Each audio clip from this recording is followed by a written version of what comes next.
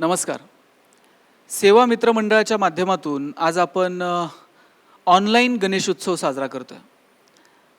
खरं तर जग झपाट्यानं बदलतंय, परंतु या बदलणाऱ्या जगात कधीतरी ऑनलाईन गणेशोत्सव साजरा करावा लागेल असं वाटलं नव्हतं. आज आपण प्रचंड टेक्नोसेवी आहोत, तंत्रज्ञानाच्या पाठीमागे धावणारे आहोत. तंत्रज्ञानाचा इतका कमालीचा वापर आपण करायला लागलो आहोत की हेच तंत्रज्ञान आपल्यासाठी घातक ठरेल की काय इथपर्यंत विचार आता व्हायला लागला आहे. नवीन टेक्नॉलॉजी स्वीकारायला हवी का, तर निश्चित स्वीकारायला हवी. तंत्रज्ञानाचा वापर करायला हवा का, तर निश्चितच करायला हवा. पण तंत्रज्ञानाचा किती वापर करावा हे पण आता आपण समजावून घ्यायला हवं. आपल्या प्रत्येकाच्या हातात एक एक नाही दोन दोन मोबाईल आलेत. मोबाईलचा वाढता वापर हे कित्येक आजारांचं कारण ठरायला लागलं आहे. महाराष्ट्रामध्ये कितीतरी अगदी लहान वयवर्ष 4 पासून तर 10 पर्यंत कितीतरी मुलांचे डोळे मोबाईलच्या अतिरेकी वापरामुळे निकामी होत आहेत. त्यांची दृष्टी कमी होते. मोबाईल हे खरं तर खूप चांगलं साधन आहे. विदिन अ सेकंद तुम्ही जगापर्यंत पोहोचता, कुठेही तुम्ही संपर्क करू शकता. पण त्याचा एवढा वाढता वापर व्हायला लागला की अगदी मैदानं ओस पडायला लागली. एक काळ असा होता की मैदानावरती पोरांची गर्दी असायची, क्रिकेट खेळायला मुलं एकत्र यायची. साधनं नव्हती हो. एखाद्याकडे कुणाकडे तरी बॅट असायची, एखाद्या व्यापाऱ्याच्या पोराकडे चेंडू असायचा, कुणाकडे तरी स्टंप असायचे. सगळ्यांनी एकत्र यायचं, एकत्र येऊन क्रिकेट खेळायचा. त्या निमित्तानं एकत्र येणं व्हायचं, एकमेकाला समजावून घेऊ, सहकार्याची भावना निर्माण व्हायची. आता क्रिकेटसुद्धा मुलं ऑनलाईन खेळायला लागली, मोबाईलवरती खेळायला लागली, मैदानं ओस पडायला लागली. आपण या मुलांना पुन्हा एकदा मैदानावरती घेऊन जाऊ शकू का? त्यांच्या हातातून मोबाईल आपल्याला काढून घेता येईल का? बरं, मोबाईल त्यांच्या हातातून काढून घेणं म्हणजे हिसकावून घेणं नव्हे. आपण जर तो हिसकावून घ्यायला लागलो तर त्याचेही वेगळे परिणाम आपल्याला पाहावे लागणार आहेत. आता पोरांकडून हिसकावून, त्यांना दमदाटी करून, त्यांना मारून मोबाईल त्यांच्या हातातून घेता येणार नाहीये. एखादी वस्तू हातातून घेत असताना नवीन काही त्यांना देता येईल का? मोबाईलकडून पुस्तकांकडे, मोबाईलकडून मैदानाकडे, मोबाईलकडून एकत्र गप्पांकडे आपल्याला हा प्रवास घेऊन जावा लागणार आहे. एनर्जी कॉन्झर्वेशनचा एक नियम आहे. एनर्जी कधी क्रिएट पण होत नाही आणि कधी डिस्ट्रॉय पण होत नाही. ती फक्त एका फॉर्ममधून दुसऱ्या फॉर्ममध्ये ट्रान्सफर होत असते. मुलांमध्ये प्रचंड एनर्जी आहे. मुलं वर्गात बेंचवरती उड्या मारतात. त्यांचं उड्या मारणं आपल्याला बंद करायचं आहे. मग आपण काय करणार आहोत? त्यांचे हातपाय बांधून त्यांचं उड्या मारणं आपल्याला नाही बंद करता यायचं. आपल्याला काय करावं लागेल? आपल्याला त्यांना सांगावं लागेल की अरे उड्या मारायच्यात ना, बेंचवर नाही, थोडंसं स्टेजवर येऊन उड्या मारा, ताला सुराला धरून उड्या मारा. कदाचित लोक म्हणतील की तुम्ही नाचताय. कुणीतरी जोरजोरात ओरडतंय, त्याचं ओरडणं आपल्याला बंद करायचं आहे. तोंडात बोळा घालून त्याचं ओरडणं नाही बंद करता यायचं.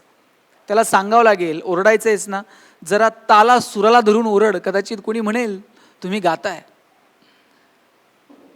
मुलांमध्ये असणारी प्रचंड एनर्जी जी आता मोबाईलकडे डायव्हर्ट होते, ऑनलाईन गेमकडे डायव्हर्ट होते, सोशल नेटवर्किंगवरती, सोशल साईट्सवरती ती डायव्हर्ट होते आणि मुलांच्या आयुष्यातला महत्त्वाचा वेळ नको त्या गोष्टींमध्ये वाया जातोय.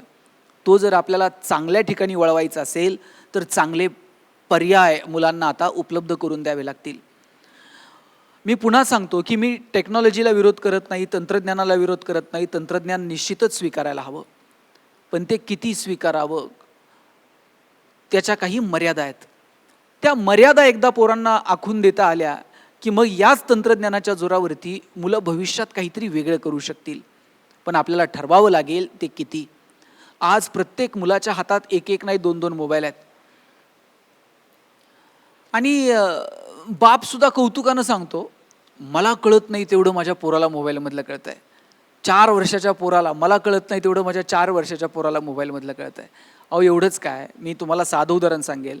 आता महिला मंडळी तुम्ही जर ऐकत असाल, मला सांगा, मूल जर रडायला लागलं तर पूर्वी आई काय करायची हो? मूल जर रडायला लागलं की आई त्या मुलाला जवळ घ्यायची. त्या मुलाला जवळ घेतल्याबरोबर ते मूल रडणं थांबत होतं. आईनं त्या मुलाला छातीला लावलं की आईच्या हृदयाचे ठोके त्या लेकराला ऐकायला जायचे. गर्भात असताना त्या लेकरानं पहिल्यांदा काय ऐकलं हो? त्यानं आईच्या हृदयाचे ठोके ऐकलेले, त्याला ते परिचित आहेत. आईनं छातीला लावल्याबरोबर त्याला कळतं की अरे आपली आई आहे, आणि ते मूल रडणं थांबवत होतं. आता मूल रडायला लागल्यानंतर आई काय करते? आई पर्समधनं मोबाईल घेते, पोराच्या हातात देते, आणि हातात मोबाईल आल्याबरोबर पोरगं ते रडणं थांबवतं. आईच्या स्पर्शाची जागा जर मोबाईलच्या स्पर्शानं घेतलेली असेल तर हा कुणाचा पराजय आहे? हा विज्ञान तंत्रज्ञानाचा विजय आहे का मातृत्वाचा पराजय आहे? मला वाटतं हे ठरवण्याची वेळ आलेली आहे. म्हणून आपल्या मुलांना वेळ द्या, त्यांच्याबरोबर बोला, त्यांच्याबरोबर गप्पा मारा, त्यांना चांगली गाणी शिकवा, त्यांना चांगल्या गोष्टी सांगा, चांगली पुस्तकं त्यांना वाचायला देता येतील का? आमचे वडील कधीही कुठे गेले तर येताना आमच्यासाठी पुस्तक घेऊन यायचे. हे पुस्तक वाचा, हा धडा वाचा, वर्तमानपत्रातला अग्रलेख वाचा, या 4 कविता मला आवडल्यात, तुला वाचून बघ, तुला आवडतायत का बघ. आपण कधीतरी चांगलं साहित्य आपण आपल्या मुलांच्या हातात दिलं का? नाही देऊ शकलो. मोबाईल जर काढून घ्यायचा असेल तर त्यांना वाचनाची आवड निर्माण व्हावी, याच्यासाठी तो संस्कार आपल्याला आपल्या मुलांना द्यावा लागेल. चांगली पुस्तकं त्यांना वाचायला द्यावी लागतील, ती अगोदर आपण वाचावी लागतील. 1ली 2रीच्या पोराला वाढदिवसाला बाप बंदूक घेऊन जातो, कधीतरी पुस्तक घेऊन जा. 1ली 2रीच्या पोराला आपण बंदूक घेऊन जातो, मग ते पोरगं बापाला मारल्याचं नाटक करतं, बाप मेल्याचं नाटक करतो, त्यात आईला हसायला येतं. कुठल्या विकृतीकडे घेऊन चाललोय आपण या सगळ्या गोष्टींना? मला वाटतं आपल्याला येणाऱ्या पिढीला जर चांगलं काही द्यायचं असेल तर त्यांना चांगली पुस्तकं द्या. कधीतरी त्यांच्यासोबत मनमोकळेपणानं गप्पा मारा, त्यांना जवळ घ्या. त्यांना आपल्या स्पर्शाची गरज असते, त्यांना आपल्या संवादाची गरज असते. कित्येक आई वडील मुलांसाठी पैसे कमवण्याच्या फंदात मुलांना वेळ द्यायलाच विसरून गेले. मला माहीत आहे जबाबदाऱ्या खूप आहेत, शहरांमध्ये आपण राहतो, शहरामध्ये खर्च खूप आहे. आपण जे करतो, जे धावपळ करतो ती सगळी आपल्या लेकरांसाठीच करतो. परंतु त्यांच्यासाठी हे सगळं करत असताना, त्यांच्यासाठी हे सगळं कमावत असताना त्यांना क्वालिटी टाईम आपण देतो का? मी म्हणत नाही की तुम्ही 8 दिवस सुट्टी काढून तुमच्या मुलांसोबतच थांबा, पण ऑफिसमधून आल्यानंतर 5 मिनिट फक्त मुलांसाठी आपण कधी ठेवतो का? कधी त्यांच्याशी बोलतो का? आज वर्गात नवीन काय शिकलास सांग बरं मला. तुझ्या मित्रमैत्रिणींची नावं सांग, तुम्ही काय बोलता, काय गप्पा मारता, काय नवीन खेळ खेळता, काही पुस्तकं वाचता का? कुठल्या विषयांना जाणून घेण्याची उत्सुकता पालक म्हणून आपली मुलांच्या बाबतीत आहे का? ते जाणून घेणं म्हणजे मुलांवरती वॉच ठेवणं नव्हं. ते जाणून घेणं म्हणजे मुलांच्या पाठीमागे काठी घेऊन लागणं आणि सांग आज काय काय केलं, असं नाही. एक प्रेमळ संवाद आपल्याला आपल्या लेकरांसोबत साधता येईल का? त्यांना तो स्पर्श, तो संवाद आपल्याला आपल्या लेकरांना देता येईल का? मला वाटतं ही भूमिका पालकांची सुद्धा असायला हवी. आज आपल्या मुलांसोबत संवाद उरलेला नाही, आणि मग मुलं संवादासाठी वेगळी साधनं निवडतात. मुलांसोबत जर कुणी बोलायलाच नसेल तर मग मुलं वेगळी साधनं निवडतात. मग ते मोबाईलवर चॅट करत बसतात, सोशल साईट्सवरती मित्रमैत्रिणी शोधतात, मग गेममध्ये तो वेळ घालवायला लागतात, मग कार्टून चॅनलमध्ये ते वेळ घालवायला पाहतात. आपल्याला एखादी वस्तू जर त्यांच्या हातून काढून घ्यायची असेल तर त्यापेक्षा चांगली दुसरी काहीतरी वस्तू त्यांच्या हातात द्यावी लागेल. मोबाईलवरून त्यांना जर मैदानाकडे घेऊन जाता आलं, मोबाईलमधून त्यांना वाचनाकडे घेऊन जाता आलं, मोबाईलमधून जर त्यांना चांगल्या संवादाकडे घेऊन जाता आलं तर मला वाटतं ते निश्चित आपल्या हिताचं ठरेल. म्हणून मुलांना भरभरून वेळ द्या, त्यांच्यासोबत बोला, त्यांच्यासोबत गप्पा मारा. काही आईवडील आपल्या मुलांना वेळ देऊ शकले नाही, मुलांना आईवडिलांविषयी प्रेम उरलं नाही, संवादच नाही, आणि मग दोन्हीही मुलं शिकली आणि परदेशात जाऊन सेटल झाली. आईवडील रिटायर झाले. रिटायरमेंट नंतर आईवडील रोज फोन करायचे, पोरांनो तुम्ही तरी भारतात या, नाहीतर आम्हाला तरी परदेशात घेऊन जा. मुलंही आली नाही आणि आईबापालाही नेलं नाही. एक दिवशी आई गेली. आई गेल्यानंतर बापानं फोन केला, जिवंत होती तोपर्यंत तुम्ही आला नाहीत, आज तुमची आई गेली, जमलं तर या. 2 पोरांपैकी एक मुलगा आला, आईला आग्नी दिला आणि लगेच परदेशात जायला निघाला. वडील म्हटले, मी तुम्हा दोघांना फोन केलता, तू एकटाच आला, थोरला का आला नाही? मुलानं सांगितलं, बाबा त्याला महत्त्वाची कामं होती. त्यानं सांगितलं, मला महत्त्वाची कामं आहेत, मला नाही येता येणार, आईच्या वेळेस तू जा, बाबांच्या वेळेस मी जाईल. आई वडिलांना अंत्यविधीसाठी सुद्धा वाटून घेणारी मुलं आज समाजात पाहायला मिळतात. आई वडिलांसाठी मुलांना द्यायला वेळ नाही किंवा त्यांच्याविषयी ते प्रेम मुलांमध्ये उरलेलं नाही. याला कोण कारणीभूत आहे?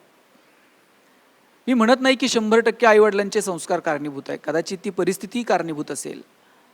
पण आम्ही कुठेतरी या लेकरांना वेळ द्यायला कमी पडलो का? नात्यांमधले बंध, नात्यांमधल्या भावभावना त्यांच्यामध्ये निर्माण करण्यास आम्ही पण कुठे कमी पडलो का? याचाही कुठेतरी विचार व्हायला हवा. पॅरेंट्स डेचं पत्र येतं शाळेतून की पालकांनी या, पण आम्हाला कधी जायला मिळत नाही. पोराच्या गॅदरिंगला पोरगा पहिल्यांदा डान्स करणार असतो, गाणं म्हणणार असतो, पण त्याचं कौतुक करायला, शाळेत जायला आम्हाला वेळ मिळत नाही. ज्यावेळेस मुलाला वाटतं की बाबांच्या खांद्यावर डोकं ठेवून रडावं, त्यावेळेस बाबांचा खांदा मिळत नाही. ज्यावेळेस पोरांना वाटतं की आईबापाच्या हातात हात घालून फिरावं, त्यावेळेस आईवडिलांचे हात मिळत नाहीत. मग ही मुलं भविष्यात त्यांनाही आईवडिलांविषयी काही वाटत नाही आणि मग त्या नात्यामध्ये दरी निर्माण होते. मला वाटतं आपल्याला आपल्या मुलांना वेळ देता यायला हवा. त्या मुलांसोबत प्रेमानं वागता यायला हवं. त्यांच्यासाठी घर बांधणं, त्यांच्यासाठी गाडी घेणं, पुढच्या कितीतरी पिढ्या पुरेल एवढा बँक बॅलन्स निर्माण करणं हे आपलं कर्तव्य नाही आहे. त्यांच्या मनगटात कमवण्याची रग आपल्याला निर्माण करता येईल का? त्यांना त्यांचं जगणं समृद्ध करण्यासाठी तेवढी ताकद त्यांच्या मनगटात आपल्याला निर्माण करता येईल का? त्यांनी त्यांच्या पायावरती उभं राहावं याच्यासाठी कमालीचा आत्मविश्वास त्यांच्या हृदयामध्ये निर्माण करता येईल का? मला वाटतं या पातळीवरती पालक म्हणून आपण काम करणं अपेक्षित आहे. आणि दुर्दैवानं पोरांसाठी कमवून ठेवावं या फंदामध्ये आपल्या मुलांकडे दुर्लक्ष झालं. त्यांच्या आरोग्याकडे दुर्लक्ष झालं, त्यांच्या शिक्षणाकडे दुर्लक्ष झालं. मुलं नेमकं काय करतात, कुठे जातात, कुठल्या शाळा कॉलेजांमध्ये त्यांची कोणते मित्रमैत्रिणी आहेत, कुठल्या संगतीत ते राहतात, कुठल्या वातावरणात ते वाढतात, या कोणत्याही गोष्टीकडे लक्ष द्यायला पालकांना वेळ उरलेला नाही. मला वाटतं हा वेळ आम्हाला आपल्या मुलांना देता येईल का या दृष्टीने विचार करा. मुलांना मोठी स्वप्न दाखवा. हेच वय आहे पाय घसरण्याचं आणि हेच वय उंच भरारी घेण्याचं. या वयामध्ये पोरांचे पाय घसरणार नाहीत. पोरांमध्ये काहीतरी करून दाखवण्याची जिद्द आपल्याला निर्माण करता येईल यासाठी जाणीवपूर्वक आपल्याला आपल्या मुलांना वेळ देता यायला हवा. शिवाजी महाराजांना जिजाऊ साहेबांनी रामकृष्णाच्या गोष्टी सांगितल्या. अन्यायाविरुद्ध जर लढायचं असेल तर शिवबा पेटून उठावं लागेल, हातात शमशेर उचलावी लागेल, ही प्रेरणा, ही ताकद निर्माण केली जिजाऊ साहेबांनी. काय होतं जिजाऊ साहेबांकडे? जिजाऊ साहेबांनी 10,000 20,000चा फौज फाटा शिवाजी राजांच्या हातात दिला आणि सांगितलं, राजे आता तुम्ही स्वराज्य निर्माण करा. असं नाही. शिवाजी राजांच्या मनामध्ये फक्त प्रेरणा निर्माण केली. शिवाजी राजांच्या मनात आत्मविश्वास निर्माण केला, प्रेरणा दिली की राजे तुम्हाला स्वराज्य निर्माण करावं लागेल, तुम्हाला लढावं लागेल, तुम्हाला शमशेर उचलावी लागेल. ही जिद्द, ही ताकद निर्माण करू शकल्या. वेळ दिला, तो संस्कार दिला, रामकृष्णाच्या गोष्टी सांगितल्या. अन्यायाविरुद्ध प्रतिकार करण्यासाठी अपेक्षित असणारा आत्मविश्वास राजांच्या ठिकाणी निर्माण करू शकल्या. आपल्याला वाटत असेल की आपल्या पोरांनी काहीतरी कर्तृत्व करावं, आपल्याला वाटत असेल की आपल्या मुलांनी मोठं काहीतरी करावं, त्यासाठी केवळ साधनं घेऊन, साधनं निर्माण करून होणार नाही. त्या पोरांना तो विचार, तो संस्कार आपल्याला आईबाप म्हणून देता येईल का? मला वाटतं हे महत्त्वाचं आहे. आणि याच्यासाठी म्हणून येणाऱ्या काळात आपण काम करावं. आज आपण पाहतो कितीतरी पोरं व्यसनाधीन आहेत, गुटख्याच्या पुडीत बंद आहेत, दारूच्या नशेत धुंद आहेत. या कोवळ्या पोरांना ही पोरं व्यसनाकडे वळली कशी? आईबापानं कोणती पूजा घालून पोरांना सांगितलंय का आता ग्लासला ग्लास लावा, चिअर्स म्हणा? शाळेत गेल्यानंतर कुठल्या शिक्षकानं सांगितलंय का अशा प्रकारे व्यसन करायचं असतं? मग ही पोरं शिकली कुठं? समाजात आल्यानंतर काही वाईट संगतींमधून काही गोष्टी पाहून मुलं ही शिकत गेली. वेळीच ही गोष्ट चुकीची आहे हे सांगण्यासाठी आपण उपलब्ध नव्हतो. पहिल्यांदा ज्यावेळेस आपल्या लक्षात आलं की आपला मुलगा चुकतोय, त्याच वेळेस कधी प्रेमानं समजावून तर कधी वेळ प्रसंगी कानाला धरून आपल्याला लेकराला जर सांगता आलं असतं हे चुकीचं आहे, तर ही वेळ आपल्याला टाळता येऊ शकली असती. म्हणून मुलांकडे लक्ष द्या. मी पुन्हा पुन्हा सांगेल, मुलांकडे लक्ष द्या म्हणजे 24 तास त्यांचे मोबाईल चेक करा असं नाही. परंतु अचानक आपल्या पोराच्या मोबाईलला पासवर्ड आलाय. बाथरूममध्ये जातानाही दादा हातात मोबाईल घेऊन जातो, झोपतानाही त्याच्या उशाला मोबाईल असतो. अशा वेळेस आईवडिलांना कळायला नको का की आता आपल्या मुलासोबत आपल्याला बोलायची वेळ आली आहे म्हणून? मी म्हणत नाही की तुम्ही 24 तास त्याच्या मागे राहा, त्याचा इनबॉक्स चेक करा, तो काय मेसेज, इतकं नाही. पण किमान कुठल्या वेळी आपण आपल्या मुलांसोबत कोणत्या विषयांवर बोललं पाहिजे याचं तारतम्य किमान आपल्याला बाळगता आलं पाहिजे. त्यासाठी मुलांना भरभरून वेळ द्या, त्यांच्यासोबत बोला, त्यांच्यासोबत संवाद ठेवा. कधीतरी एकत्र गोल करून जेवायला बसा. मला आठवतंय आम्ही असं एकत्र गोल करून जेवायला बसायचो. आजोबा सांगायचे ताटाच्या भोवती पाणी फिरवा. आई म्हणायचं काय काय फरक पडतो, पाणी फिरवलं काय नाही फिरवलं काय. ताटाच्या भोवती पाणी फिरवल्यानंतर काय ताटातले अन्नपदार्थ बदलतात का? बाजरीच्या भाकरीची पुरणपोळी होती का? ते म्हणायचे राजा तसं नाही, बाजरीच्या भाकरीची पुरणपोळी होत नाही, पण ताटाभोवती साधं पाणी फिरवलं ना मग त्या अन्नपदार्थाचा प्रसाद होऊन जातो. आणि मग प्रसाद फेकून द्यायचा नसतो. कुठेतरी पूजेला गेला आहेत आणि कुणीतरी करपलेला शिरा हातात प्रसाद म्हणून दिला, प्रसाद आहे म्हणून आपण खाल्लाच की नाही, अन्नाकडे प्रसाद म्हणून बघावं.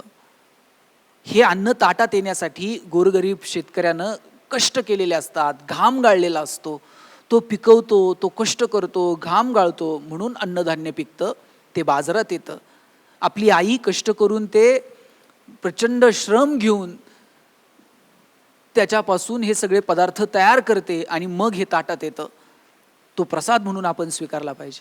आजोबा सांगायचे एवढंच काय, जेवताना आपण आभार मानले पाहिजेत अन्नधान्य पिकवणाऱ्या शेतकऱ्याचे, जेवताना आपण आभार मानले पाहिजेत हे सगळं बनवणाऱ्या आपल्या घरातल्या आईचे, आणि एवढंच काय, आपण आभार मानले पाहिजेत भगवंताचे ज्यानं आपल्याला भूक दिली. कित्येकांकडे पैसे आहेत, कित्येकांकडे अन्नधान्य आहे, कित्येकांकडे अनेक मुबलक गोष्टी आहेत, परंतु त्यांच्याकडे भूक नाही, त्यांना भूकच लागत नाही आहे. मग ज्यानं आपल्याला भूक दिली त्याचे आभार मानायला नकोत का? या साध्या साध्या गोष्टी आजोबा सांगायचे. मला वाटतं आता घरामध्ये आजी आजोबांनी आपल्या नातवांना या गोष्टी सांगायला नकोत का? त्याच्यासाठी एकत्र कुटुंब असायला नको का? त्यासाठी कधीतरी आजी आजोबा, नातवंड, मुलं यांनी एकत्र बसून वेगवेगळ्या विषयांवरती बोलायला नको का? एकमेकांशी संवाद ठेवायला नको का? आता हा संवादच उरलेला नाही आहे. घरामध्ये आजी आजोबांना जागा उरलेली नाही आहे, ते गावाकडे असतात. आता या छोट्या 1 BHK मध्ये आजी आजोबा कुठे येणार? पण ज्या ज्या घरात आजी आजोबा आहेत त्यांनी त्या आजी आजोबांना जपा. घरातली म्हातारी माणसं फार कमवून आणत नाहीत, पण ती नुसती बसून जरी असली ना तरी घरामध्ये एक अधिष्ठान असतं, घरामध्ये एक धाक असतो. घरातली म्हातारी माणसं या ट्यूबलाईट इतका प्रकाश देत नाहीत, पण त्यांचं देवघरात निरंजनासारखं तेवत राहणं महत्त्वाचं असतं. त्यांच्याकडनं काहीतरी शिकता येतं, त्यांच्याकडनं काही त्यांच्या गाठीला असलेले अनुभव आपल्याला आपल्या आयुष्यात आजमवता येतात.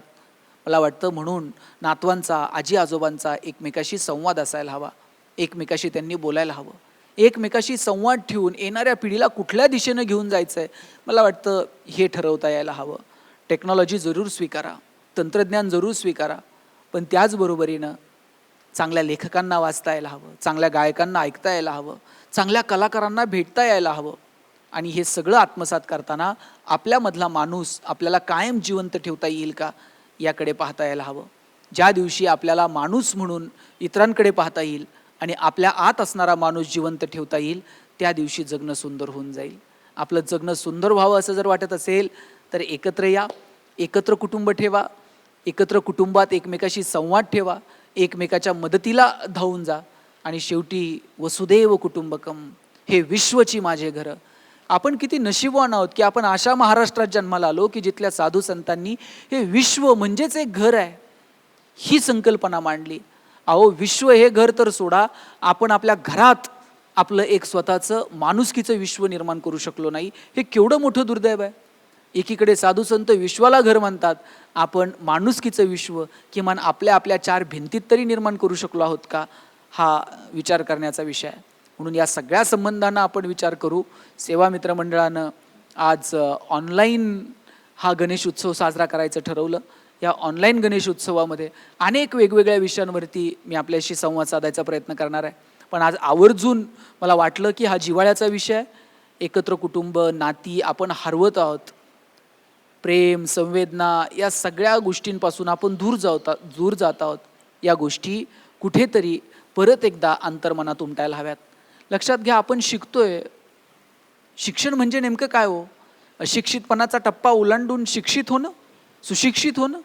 नाही, तर अशिक्षितपणाचा टप्पा ओलांडून आपल्याला शिक्षित होता आलं पाहिजे, आपल्याला सुशिक्षित होता आलं पाहिजे, आपल्याला सुसंस्कृत व सृजनशील होता आलं पाहिजे. हा शिक्षणाचा टप्पा गाठत गाठत आपल्याला माणूस होता येईल का आणि आपल्यातलं माणूस पण आपल्याला जपता येईल का, यासाठी आपण प्रयत्न करूयात. सेवा मित्र मंडळाच्या माध्यमातून दरवर्षी वेगवेगळे उपक्रम राबवले जातात. आत्ता त्यांनी हे तंत्रज्ञान स्वीकारत नाही आपल्याला एकत्र येता येणार आहे, परंतु या तंत्रज्ञानाच्या माध्यमातून ऑनलाईन गणेशोत्सव साजरा करता येईल का, लोकांमध्ये देशप्रेम किंवा एकत्र कुटुंब किंवा संस्कार या वेगवेगळ्या विषयांवरती संवाद साधता येईल का, यासाठी जो उपक्रम राबवला त्यासाठी सेवा मित्र मंडळाचे मनापासून आभार मानतो आणि थांबतो. धन्यवाद.